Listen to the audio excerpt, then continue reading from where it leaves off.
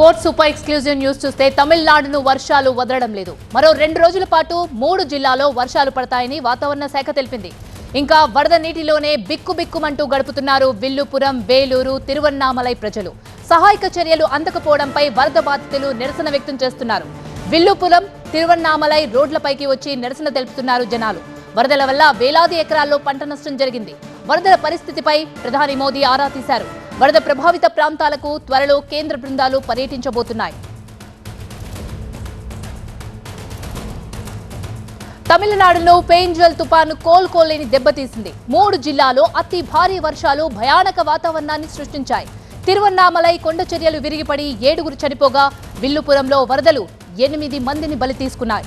సహాయక చర్యల్లో రాష్ట్ర ప్రభుత్వం అలసత్వం వహిస్తుందంటూ మంత్రి పొన్నుముదిపై ప్రజలు బురద చల్లారు. మరోవైపు తమిళనాడులో వరద పరిస్థితిపై ప్రధాని మోదీ ఆరా తీశారు.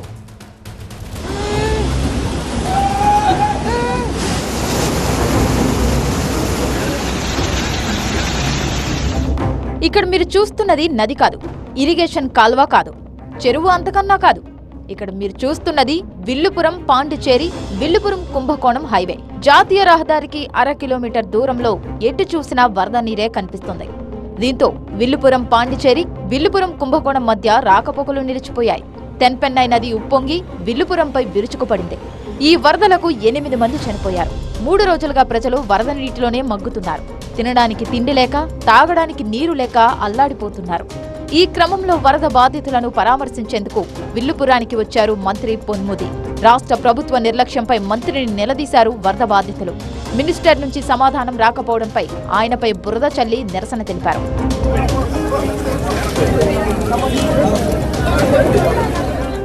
తిరువన్నామలైలో ఒక్కసారిగా వరద పోటెత్తింది. సీసీటీవీ రికార్డులో వరద దృశ్యాలు రికార్డయ్యాయి. ఒక్కసారిగా రాకాసి వరద రావడంతో కొండ చర్యలు విరిగి ఇళ్లపై పడ్డాయి. ఒకే కుటుంబానికి చెందిన 7 మృతి చెందారు. వరద ఉధృతికి బైకులే కాదు, భారీ వాహనాలు కూడా కొట్టుకుపోయాయి. కిలోమీటర్లు కొట్టుకుపోయి రిజర్వాయర్లలో పడిపోయాయి. వరద ప్రభావిత ప్రాంతాల్లో డిప్యూటీ సీఎం ఉదయనిధి స్టాలిన్ పర్యటించారు. వరదలతో తమిళనాడు, పుదుచ్చేరికి భారీ నష్టం జరిగింది. తమిళనాడులో 10,000 ఇళ్లు వరదలో కలిసిపోయాయి. రేషన్ కార్డు ఉన్నవారికి తక్షణ సాయంగా 2,000 రూపాయలు, మృతుల కుటుంబాలకు 5 లక్షల చొప్పున ఎక్స్గ్రేషియా ప్రకటించారు స్టాలిన్. పుదుచ్చేరిలో రేషన్ కార్డు ఉన్నవారికి తక్షణ సాయంగా 5,000 రూపాయలు, మృతుల కుటుంబాలకు 4 లక్షల చొప్పున పరిహారం ప్రకటించారు సీఎం రంగస్వామి.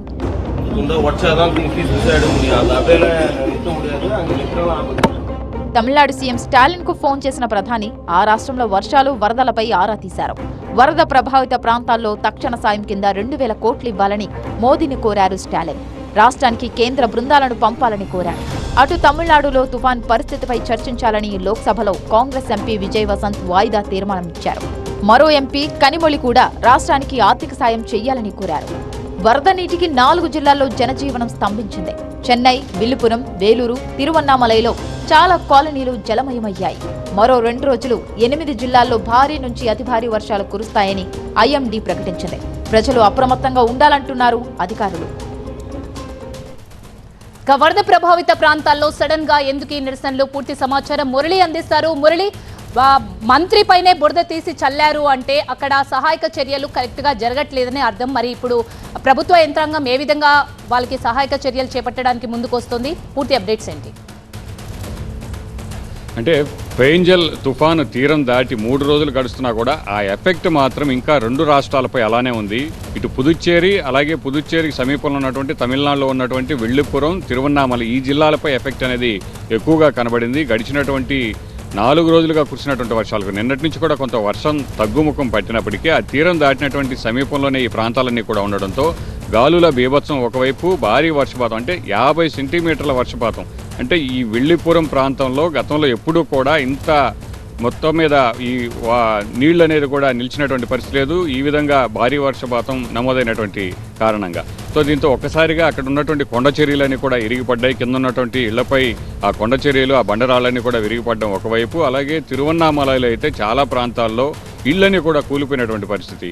ఆ శిథిలాల కింద చిక్కుకొని మృత్యువాత పడ్డటువంటి వారి సంఖ్య నిన్నటి వరకు కూడా 24 వరకు కూడా చేరింది. తమిళనాడులో 18 మంది, 6 మంది పుదుచ్చేరిలో చనిపోయారు. అయితే కేంద్రం నుంచి ఇప్పుడు సాయం కోసం 2 రాష్ట్రాలు కూడా తమను ఆదుకోవాలి, తుఫాను వరద బాధితులకు సాయం అందించేందుకు కేంద్రం నుంచి కూడా నిధులు ఇవ్వాలని కూడా కోరుతున్నారు. అయితే కొద్దిసేపటి క్రితమే ప్రధాని నరేంద్ర మోదీ సీఎం స్టాలిన్ కూడా ఫోన్ చేశారు. ఆ వరద సాయం గురించి అలాగే వరద పరిస్థితుల గురించి కూడా పూర్తిగా ఆరా తీశారు. ఇప్పటి వరకు కూడా జరిగినటువంటి ఆస్తి నష్టాన్ని అంచనా వేసినటువంటి తమిళనాడు ప్రభుత్వం ప్రాథమికంగా ఇప్పటికీ అవసరమైనటువంటి సాయంగా 2,000 కోట్ల సాయం అందించాలని కూడా ప్రధాని మోదీని సీఎం స్టాలిన్ కోరారు. అయితే దీనికి సంబంధించి ఆయన సానుకూలంగా స్పందించారు. మరోవైపు పుదుచ్చేరిలో కూడా నష్టం అనేది తీవ్రంగా ఉన్నటువంటి నేపథ్యంలో కేంద్రం నుంచి సాయం కోరుతున్నటువంటి పరిస్థితి. ఇప్పటికిప్పుడు తక్షణ సాయంగా తమిళనాడు, పుదుచ్చేరి 2 ప్రభుత్వాలు కూడా అక్కడ నష్టపోయినటువంటి ఇమీడియట్ ఎఫెక్ట్ అయినటువంటి వారందరికీ కూడా రేషన్ కార్డు కలిగినటువంటి వారందరికీ కూడా పుదుచ్చేరిలో 5,000, తమిళనాడులో 2,000 ఆర్థిక సాయం ప్రకటించారు. అలాగే క్షతగాత్రులకు ఆర్థిక సాయంతో పాటు మృతి చెందినటువంటి కుటుంబాలకు తమిళనాడులో 5 లక్షలు, పుదుచ్చేరిలో 4 లక్షలు కూడా ఎక్స్గ్రేషియా కూడా ప్రకటించినటువంటి పరిస్థితి. అయితే కేంద్రం నుంచి సాయం అందితే తప్ప ఇమీడియట్గా ఇక్కడ రిలీఫ్ కోసం కానీ ఇక్కడ సహాయక చర్యల కోసం కూడా ఇబ్బంది ఎదురవుతుందని కూడా సీఎం స్టాలిన్ చెప్పినటువంటి పరిస్థితిలో కేంద్రం నుంచి కూడా సాయం అందేటువంటి అవకాశం ఏ మేరకు ఉండేదని కూడా చూడాలి. మరోవైపు విపక్షాల నుంచి కూడా తమిళనాడు ప్రభుత్వం దీంట్లో విఫలమైంది. ముందుగా ఈ వరదలకు సంబంధించి సమాచారం ఉన్నప్పటికీ సరైన విధంగా స్పందించలేదన్నటువంటి విమర్శలు కూడా ఉన్నటువంటి పరిస్థితి ఇక్కడ కనబడుతోంది. రైట్ మురళి.